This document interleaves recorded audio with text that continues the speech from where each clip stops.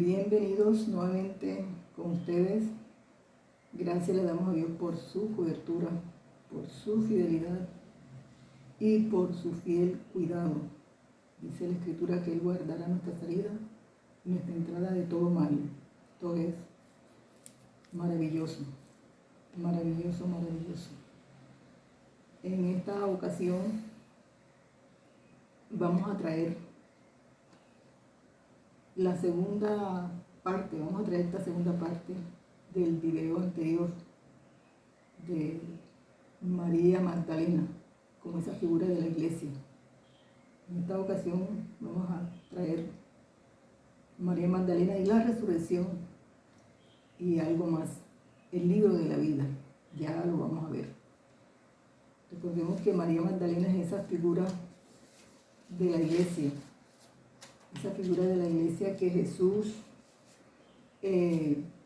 levantó con el propósito de que la iglesia tenga porque la iglesia tiene ese testimonio. Recordemos que María Magdalena fue ese testigo en primera instancia de la resurrección de Jesús. Entonces el propósito de Dios es que la iglesia tenga ese mensaje y lo pueda anunciar, lo pueda llevar, de que Jesús no está muerto, ha resucitado de entre los muertos. Aleluya. Así que me voy a permitir leer Romanos 10, 9, 10. Que si confesares con tu boca que Jesús es el Señor y creyeres en tu corazón que Dios le levantó de los muertos, serás salvo. Porque con el corazón se cree para justicia, pero con la boca se confiesa para salvación. Este texto va a ser muy importante en todo lo que vamos a desarrollar. La Escritura tiene como fundamento, esto es como esa doctrina de lo que es la resurrección. Y recordemos también 1 Corintios 15, 14, que se dice que si Cristo no resucitó, vana es nuestra predicación y vana también es nuestra fe. O sea que la resurrección de Jesús tiene un fundamento, un valor importantísimo en la vida de la iglesia y del creyente. Así que es por eso que debemos nosotros preguntarnos en este tiempo, hoy día, si la iglesia está llevando este mensaje. Este es el mensaje que está llevando la iglesia, este mensaje de salvación, pero como eje central de que Jesús resucitó de entre los muertos, porque esta es la vida de la iglesia, que Jesús ha resucitado. Y en esto vamos a mirar, porque siendo que la iglesia tiene este mensaje de resurrección, siendo que Dios tomó a María Magdalena como esa figura de la iglesia y que fue ella la primera, ese es el mensaje, el propósito de Dios, que la iglesia tenga ese mensaje vivo de que Jesús ha resucitado. Pero sí ese es el mensaje que hoy día está dentro de la iglesia, cuando llega aquella persona, que llega a la congregación y se está utilizando como esta frase: ven para que hagas la oración de fe. Pero ¿qué sucede? Que esa oración de fe, que por cierto cada persona dice un palabrerío, dentro de eso le dicen a la persona que repita, dice: repite conmigo esto. Y dentro de eso incluye: escribe mi nombre en el libro de la vida y bórralo del libro de la muerte. Entonces es importante porque es este libro de la vida un libro literal. ¿Qué es este libro de la vida? ¿Es un libro literal o es ese lenguaje figurado que la Iglesia tiene para llevarnos a comprender grandes verdades y lecciones espirituales. Para entrar en tener como este contexto, miremos en Jeremías 31:33, hay una parte que dice que Dios escribió en los israelitas, en su mente y en su corazón, la ley. Observemos que dice, escribió en su mente y en su corazón la ley. Esto está ahí en Jeremías 31:33. Entonces es importante también ahora entrar a mirar algunos textos de Apocalipsis donde específicamente se habla del libro de la vida para escudriñar y poder traer esta comprensión de la verdad de lo que se está hoy día dando en medio de las congregaciones. Cuando, como le hemos dicho, aquella persona que llega, viene y le dice que pase adelante y haga la oración de fe, que incluye esto que ya lo vimos, repite conmigo. Entonces aquí hay que mirar el verbo confesar versus repetir. En el libro de Apocalipsis, en el capítulo 19, versículo 16, dice que Jesús tenía en sus vestiduras y en su muslo escrito el nombre o el título, Rey de Reyes y Señor de Señores. Dice que estaba escrito en sus vestiduras y en su muslo, Rey de Reyes y Señor de Señores. En el libro de Juan, para ir entrando en comprender, en el libro de Juan, en el capítulo 6, versículo 51, Jesús dijo, yo soy el pan, lo voy a leer aquí, dice, yo soy el pan vivo que descendió del cielo. Si alguno comiere de este pan, vivirá para siempre. Y el pan que yo le daré es mi carne, la cual yo daré por la vida del mundo. Aquí hay todo un lenguaje figurado. Por eso es que ya dijimos que vamos a mirar si este libro de la vida es algo literal. Asimismo está en Apocalipsis 3:5. Dice que todo aquel que le confesare, que todo aquel que en aquel día dice que ni nadie que haga mentira, abominación, dice que estará en el libro de la vida. Y dice que será borrado. Pero no se trata de un borrador que Dios tiene para ahí, para borrando y eso.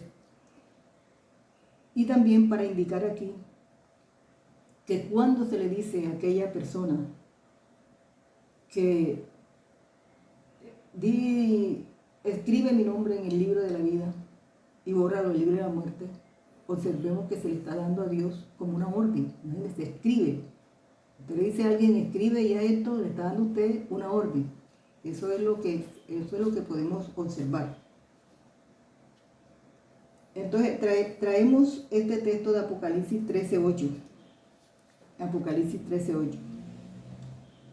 Que precisamente nos habla de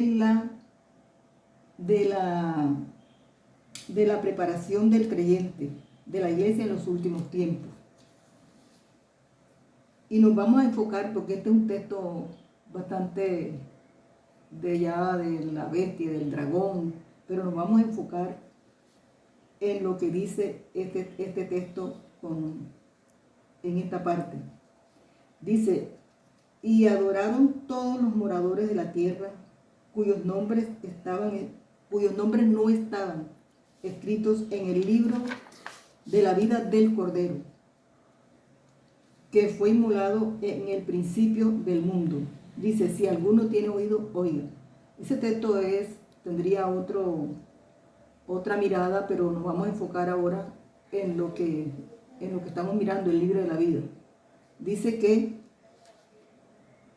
el que no se halló ahí inscrito en el libro de la vida, que fue inmolado desde el principio, que no se halló. Esto es lo que estamos desarrollando. seguimos diciendo, aquí hay un lenguaje figurado. En este lenguaje figurado podemos entender que podemos decir que Jesús, así como dijo, yo soy el pan vivo que descendió del cielo, y el que comiere de este pan vivirá para siempre. También Jesús, es válido decir, yo soy el libro de la vida del Cordero inmolado. Yo soy el Cordero inmolado, ese libro. Entonces es la misma escritura la que nos da este aval en cuanto a ella misma. Dice, la suma de tu palabra es verdad. Y en síntesis, podemos decir lo que está escrito en 2 Corintios 3:1-3, que dice que nuestras vidas son cartas leídas a los hombres. Fíjese, nuestras vidas son cartas leídas a los hombres. ¿Qué sucede luego en Apocalipsis 20:12? Siguiendo en esa misma línea, fíjese, de esa suma de la palabra. Dice que nosotros ya ahí en Apocalipsis no somos cartas, sino que somos libros, viniendo en este lenguaje figurado y esta verdad que la palabra nos quiere revelar. Entonces ahí dice, vi a los muertos, grandes y pequeños, de pie ante Dios. Y los libros fueron abiertos. Y otro libro fue abierto, el cual es el libro de la vida. Y fueron juzgados los muertos por las cosas que están escritas en los libros, según sus obras. O sea, no es asunto de escribir y de borrar. Y ese otro libro que fue abierto, ya lo dijimos, Jesús, es el libro de la vida. Se abrió su libro. Dice, porque fíjense que dice, fueron abiertos todos los libros y otro libro. Maravilloso. Entonces Jesús es ese otro libro de la vida del Cordero que fue inmolado, que se abrió en aquel día ya, en esos días ya finales, que es lo que muestra el libro de Apocalipsis. Jesús se abrió su vida gloriosa, majestuosa y sublime, que se podía leer en su vida, así como ya lo vimos que dice Corintios, que éramos cartas abiertas, ahora ya es libros, y Jesús es ese libro majestuoso, glorioso, lleno de verdad, que se abrió su libro, se abrió su vida con ese testimonio y con ese sello de inmutabilidad, y ese sello donde Jesús es ese sello de verdad de lo que es en realidad Jesús. Y también dice que fueron los muertos, grandes y pequeños, fíjense, estaban ahí todas las personas con sus vidas abiertas delante de aquel otro libro de Jesús, y con su mirada escudriñando qué hay en nuestras vidas, qué había en nuestras vidas.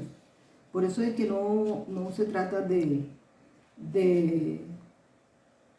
esto tan ligero, de escribir y borrar, sino de mirar más allá que nos muestra la Escritura.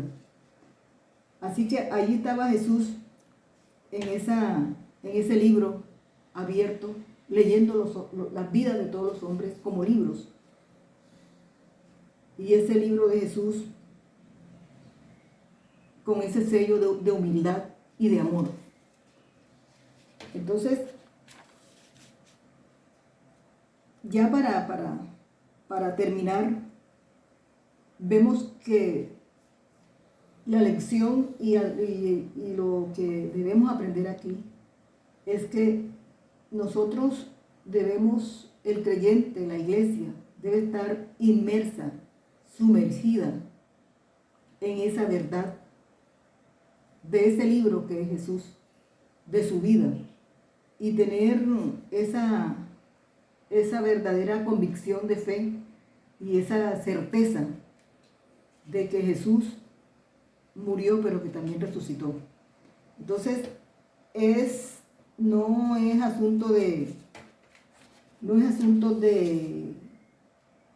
algo mecánico o de una repetición, sino de una confesión, ya lo dijimos, que es el verbo confesar y el verbo repetir, porque esto se ha convertido en eso repite conmigo, y entonces la persona que llega por primera vez comienza a repetir algo en lo cual después no siente en su vida como esa satisfacción, no tiene esa certeza, esa convicción, porque la persona debe declarar, confesar y tener como fundamento ese evento, ese hecho trascendental de que Jesús resucitó. Y esto es la lección de María Magdalena como testigo, de aquella María Magdalena como testigo que ya dijimos es figura de la iglesia, que Jesús fue crucificado,